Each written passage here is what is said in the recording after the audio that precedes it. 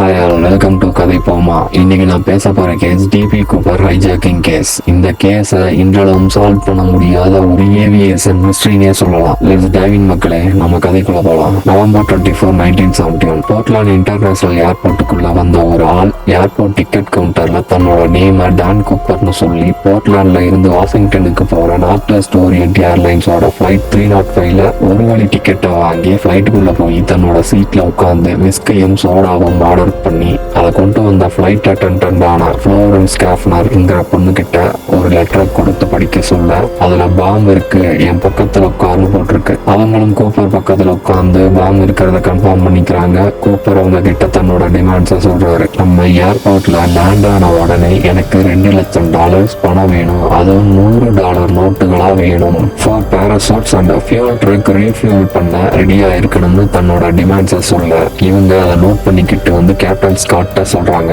Captain மூலமா போலீஸ்க்கும் FBI-க்கும் இந்த hijacking பத்தி தெரிய வருது. கேப்டன் டீனா மக்லோங்கிற இன்னொரு ஃபிளைட் அட்டெண்டன்ட்ட கூப்பிட்டு நீ கூப்பர்ட்ட மீடியேட் பண்ணுன்னு சொல்லி அனுப்பி வைக்கிறாரு. FBI கூப்பர் கேட்ட மாதிரியே $2 லட்சம் 4 பேராசூட்ஸும் ரெடி பண்றாங்க. இதை ரெடி பண்ண கொஞ்சம் நேரம் ஆகுங்கிறதால கூப்பர்ட்ட இன்ஃபார்ம் பண்ணிட்டு ஃபிளைட்டை ஒரு சர்க்கிள் பேட்டர்ன்ல பறக்கிற மாதிரி செட் பண்றாங்க. ஃபிளைட் லேண்ட் ஆனதும் சக்சஸ்ஃபுல்லா டீனா மக்களும் தனியாளா போய் $2 லட்சம் பணத்தையும் 4 பேராசூட்ஸையும் ஃபிளைட்டுக்குள்ள எடுத்துட்டு வராங்க. கூப்பர் 36 பேசஞ்சர்ஸையும் 4 கிரூ மெம்பர்ஸையும் ரிலீஸ் பண்ணிட்டு ரீஃபியூல் பண்ண உடனே ஃபிளைட்டை மெக்சிகோக்கு போக சொல்றாரு. டீனா மக்கள் மூலியமா கேப்டன் கிட்ட கூப்பர் ஃபிளைட்டை கம்மியான உயரத்துல அளவான வேகத்துல கேபின்ல அழுத்தம் இல்லாம லேண்டிங் கியர் கீழே இறங்கின மாதிரியே ஃபிளைட்டை பறக்கணும்னு சொல்றாரு. இந்த ஃபிளைட்டை ஃபாலோ பண்ணி 2 ஃபைட்டர் ஜெட் ஒரு குறிப்பிட்ட தூரத்துல ஃபாலோ பண்றாங்க. கூப்பர் பேராசூட்டை மாட்டிக்கிட்டு டீனா மக்களை பார்த்து காக்பிட்டுக்கு போங்கன்னு சொல்லி ஏதாவது சத்தம் கேட்டா வந்துடாதீங்கன்னு சொல்லி அனுப்பி வச்சுட்டு ஸ்டார்ஸை ஓபன் பண்ணி ஃபிளைட்ல இருந்து குதிக்கிறாரு. ஃபிளைட் ஏர்போர்ட்ல லேண்ட் ஆன உடனே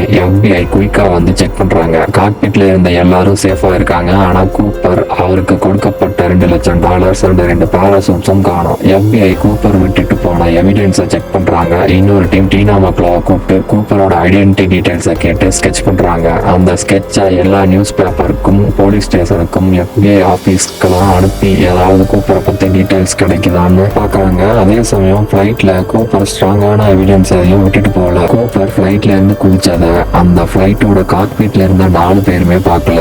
2 ஃபைட்டர் ஜெட்ல இருந்த நபர்களும் பார்க்கல. இப்போ அந்த மலைப்பகுதியில சர்ச் ஆபரேஷனை தொடங்கணும்னா அவங்களுக்கு ஒரு எக்ஸாக்ட் லொகேஷன் கிடைக்கலனாலும் ஒரு அப்ராக்சிமேட்டாவது ஒரு லொகேஷன் கிடைக்கணும். காக்பீட்ல இருந்தவங்க என்ன சொல்றாங்கன்னா, நாங்க கடைசியா கூப்பர்ட்ட போன்ல ஏதாவது ஹெல்ப் வேணுமான்னு கேட்க அவரு வேண்டாம்னு சொன்னாரு. சொல்லி 10 நிமிஷத்துல எங்களுக்கு ஒரு அதிர்வு தெரிஞ்சது. மேபி அந்த நேரத்துல கூப்பர் ஜம்ப் பண்ணிருக்கலாம்னு சொல்றாங்க. சரி, அதுதான் ஒரே ஆப்ஷன் சொல்லி சர்ச் ஆபரேஷன் ஸ்டார்ட் பண்றாங்க.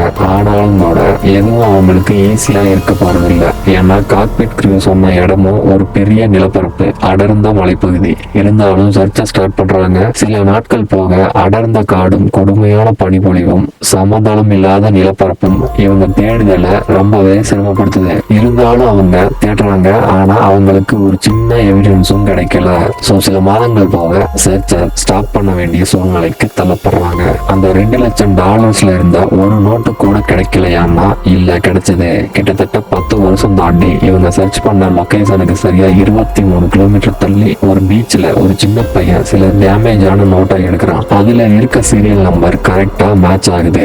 ஆனா இந்த லீடும் FBI-க்கு பெருசா யூஸா இல்ல. பெரும்பாலான அபிஷியல்ஸ் மக்கள் கூப்பர் உயிர் பிழைச்சிருக்க வாய்ப்பில்லைன்னு சொன்னாலும் சில பேர் கூப்பர் உயிர் பிழைச்சிருப்பார்னு நம்புறாங்க. அப்படி சப்போஸ் கூப்பர் உயிர் பிழைச்சிருக்கலாம்னா அவருக்கு மிலிட்டரி பேக்ரவுண்ட் இருந்திருக்கணும், இல்ல அவர் ஒரு எக்ஸ்பர்ட் ஸ்கை டிரைவரா இருந்திருக்கணும்னு அவங்க யோசிக்கிறாங்க. அவங்க மிலிட்டரி பேக்ரவுண்டா இருக்கலாம்னு யோசிக்க இன்னொரு காரணமும் இருக்கு. இவங்க கொடுத்த 4 பேராசூட்ல ஒரு டம்மி சூட்டையும் ஒரு மிலிட்டரி பேராசூட்டையும் மட்டுமே அவர் எடுத்துக்கிட்டாரு. ஒருவேளை அவருக்கு மிலிட்டரி பேக்ரவுண்ட் இருந்தா அவரே மிலிட்டரி பேராசூட்டா எடுத்திருக்கலாம். இல்லைன்னா அவருக்கு எந்த ஒரு ஐடியாவுமே இல்லைன்னா அந்த பேராசூட் எடுத்திருக்கலாம். அது மட்டும் இல்லாம டீனா மக்களோட ஏர்போர்ட்ல இருந்து மெக்காடி ஏர்ஃபோர்ஸ் பேஸ் இங்க இருந்து 20 கிலோமீட்டர் தான் சொல்லியிருக்காரு.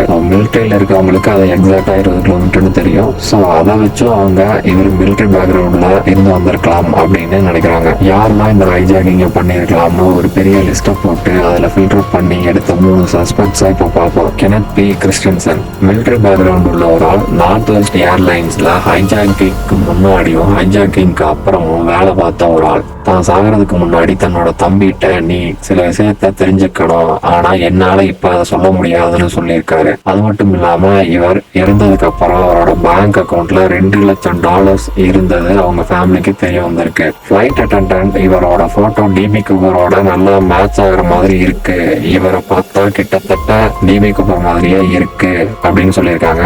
ஸோ ஒருவேளை இவரு தான் டிபி கூப்பரான்னு நினைச்சா டிபி கூப்பரோட உடல் அமைப்பும் இவரோடதும் மேட்ச் ஆகல. டிபி கூப்பரை விட இவர் ஹைட் கம்மி அண்ட் வெயிட்டும் கம்மி. இன்னொரு ஃபிளைட் அட்டெண்டன்ட் டிபி கூப்பருக்கு இவரை விட முடி அதிகம்னு சொல்லியிருக்காங்க.